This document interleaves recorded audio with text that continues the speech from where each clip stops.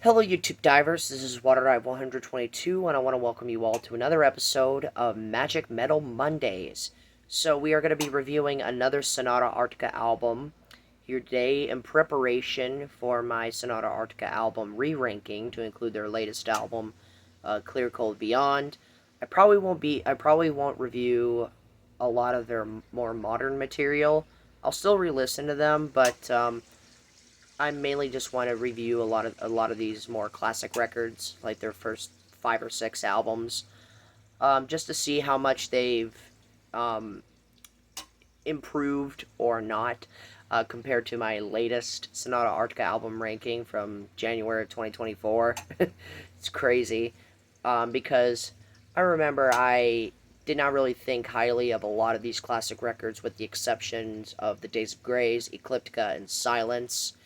Um, yeah, Winterheart's Guild, Reckoning Night, and Unaya. Those are 3 records that I really want to like more. I didn't get a lot of it. I didn't get a lot of new opinions from Winterheart's Guild, but oh boy, with Reckoning Night, we got a lot to talk about here. So let's actually start with a little bit of background about with this record. So way back in my original Sonata Arctica album ranking, I placed this record fairly low. It wasn't really because it was a bad record, because it's not. Because it's not. It was again, like with Winterheart's Guild. I just liked other records better. Um, and yeah. Needless to say, I want to try and appreciate this record more than I did back then, because this is widely considered to be one of Sonata Arctica's best records, if not their best. Um, it's sometimes held up there with the likes of Ecliptica and Silence in terms of being, again, their best album, containing a lot of their greatest songs, which back then I sort of agreed with, but wasn't really a huge fan of some of the deeper cuts. But now, well, let's talk about it, shall we? So the lineup of this record is pretty much the same lineup that we've gotten with the previous 3 albums, but except now we finally have a full-time keyboard player. In comes Henrik Klickenberg on the keys, a mainstay in Sonata Arctica from this album all the way up to this year, and counting, might I add. Um, yeah, and what do I think about Henrik Klickenberg? He's an amazing keyboard player. He's an amazing pianist. He's got a lot of classical vibes going for him, especially in his clean piano playing when he's not like doing synthesizer stuff. And yeah, on top of that, he also does backing vocals, which are good. But let's be real here. He's the king of Finnish keyboards, unless if you're Tomas Halapainen of Nightwish. All right. So with that said, we are going to look at the rest of the lineup. So you still have Toni Kakko on the vocals. You still have Johnny Liimatainen on the guitars. You still have Marco Pasikowski on the bass. And then you have Tommy Portimo on the drums to complement Henrik Klickenberg. And honestly, this is probably my favorite Sonata Arctica lineup, and a lot of people's favorite lineup of the band. And as a result, they make this absolutely amazing record in Reckoning Night. So let's go ahead and get into the tracks on here. We got 10 songs to talk about with Reckoning Night, so let's not waste any more time. Let's get into it. So the opening track is a great power metal song called Misplaced, and yeah, it is a very underrated album opener in Sonata Arctica's catalog, in my opinion. I feel like this song doesn't really get mentioned, or at least gets as much love as, like, say, Eighth Commandment, or Blank File, or frickin' The End of This Chapter, or Wolf and Raven, or Victoria's Secret, etc. Just from the previous 3 albums alone. And with Misplaced, I think it's one of their best power metal songs. Like, this is a really fun and catchy power metal song. It's a great It's a great song. Same can be said for the following track, Blinded No More. Again, another very underrated song within the grand scheme of classic Sonata Arctica. And I guess really of all of Sonata Arctica's career up until this point. A very great power metal, speed metal song um, with great wintry atmosphere and vibes. Classic Sonata Arctica. What more can I say? Love this song. Blinded No More, one of the best tracks on the record.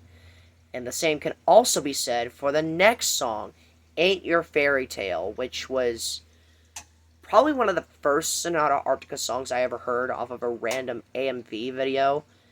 Yeah, that was crazy.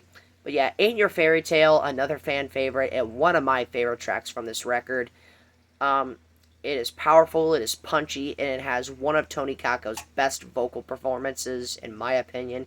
He really goes up there. Very reminiscent of the Silence days, as well as some of the power metal highlights from Winter Hearts Guild. So, there's that. And then we get the instrumental piano interlude, Reckoning Day, Reckoning Night, which showcases just the beautiful piano playing abilities of one Henrik Klickenberg. A great way to initiate him into the band. And, yeah, he sounds great on here. He sounds really great on here, and it perfectly bleeds into one of, if not their most popular songs, Don't Say a Word. Seriously, you cannot be a Sonata Arctica fan and not love this song. Don't Say a Word is so popular that the band still continues to play it live up until this very day, albeit tuned down a little bit, but still.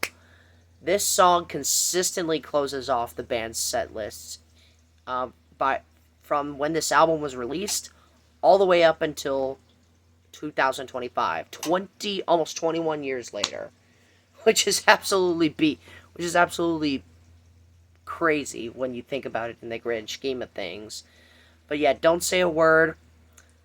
It's part of a series that spans several of Sonata Arctica's albums, discussing the totally obsessive and screwed up mind of a man named Caleb.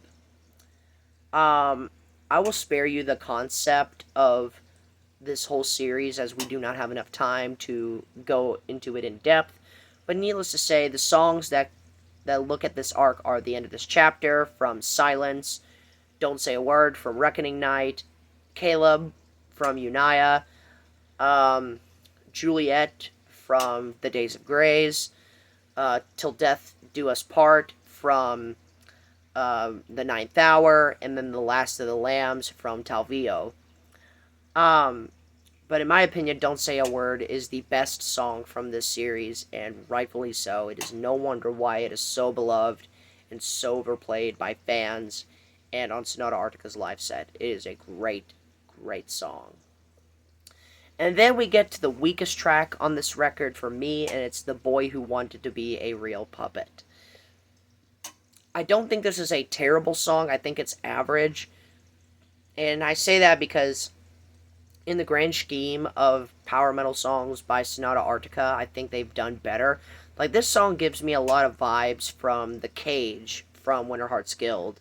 It's very power metal-esque, it's very heavy, it's very just a cliche power metal song if you ask me. But, yeah, with a little bit of Sonata Arctica seasoning and spices thrown in here and there. It's got a cool story, it's got cool lyrics, it's got cool solos from Lee Matainen and Klickenberg, as usual.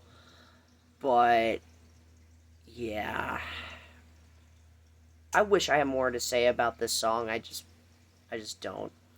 And then we have the next song on the record, which is My Celine, written by Johnny Lee Matainen, the guitar player. One of the handful of songs that he wrote both the music and lyrics to. My Celine is a very mellow, very melancholic power metal song. Hard to believe that you can say that in the same sentence, but it's true. My Celine is just a great song with, again, another great story. This whole album, in my opinion, is just filled with great story time songs. And My Celine is certainly no exception. I love this track. Another one of my favorite tracks from this record. And then we get to Wildfire, which might be one of, if not the most chaotic songs that Sonata Arctica has ever written up to this point. This is not only a power metal song, this is borderline speed metal. Dare I say, even melodic thrash metal, which is just absolutely crazy. This song basically tells the story of a man who was mocked and banished from his town and burns it down in a wildfire.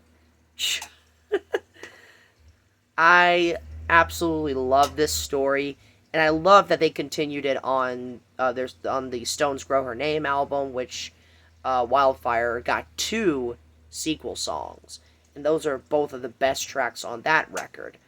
But neither of them hold a candle to the original Wildfire song from this album. Wildfire, a great song, absolutely love it. And now we get to the cream of the crop on Reckoning Night, one of my favorite songs from Sonata Arctica, and another fan favorite song of theirs, White Pearl, Black Oceans. Seriously, like with Don't Say a Word, you cannot be a Sonata Arctica fan without appreciating or loving this song.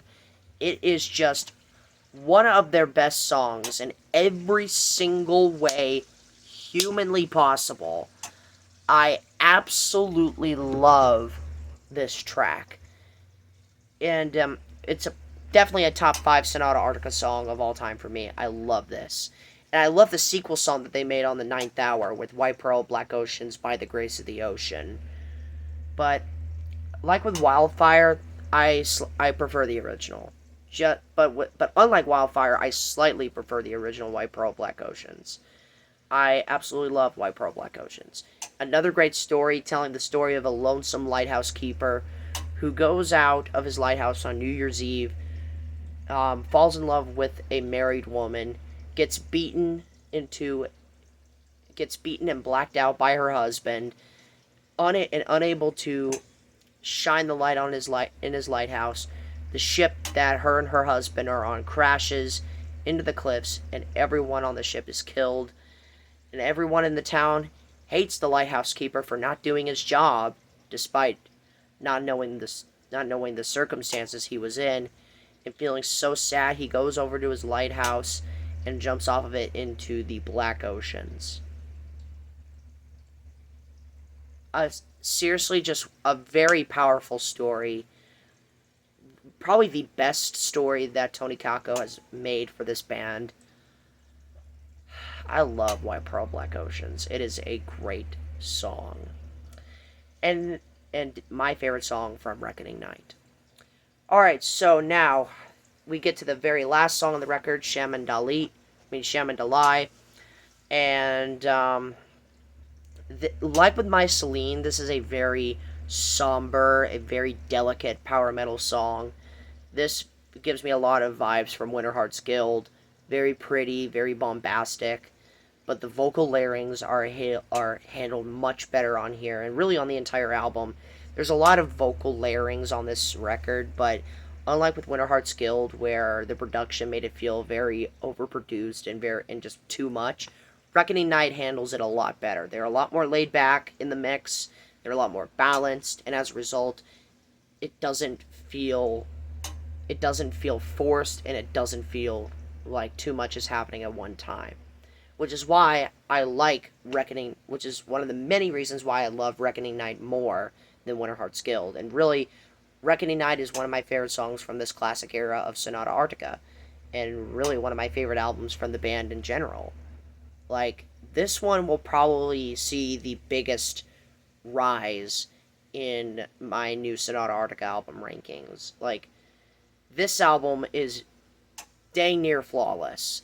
Dang near flawless. If The Boy Who Wanted to Be a Real Puppet was like a B-side or a bonus track for the original album release, then this would probably rival Ecliptica and Silence in terms of being my favorite record from the band. But um, as it stands right now, Reckoning Night, I rated a 9.5 out of 10. One of their best records, and it's easy to see why Sonata Arctica fans go crazy about this album. It is a fantastic record, and I love it. So with that said, that concludes this edition of Magic Metal Mondays. Thank you so much for watching, my fellow YouTube divers. This is WaterRide122 signing out, ready to dive and more fun on YouTube. Thanks for watching.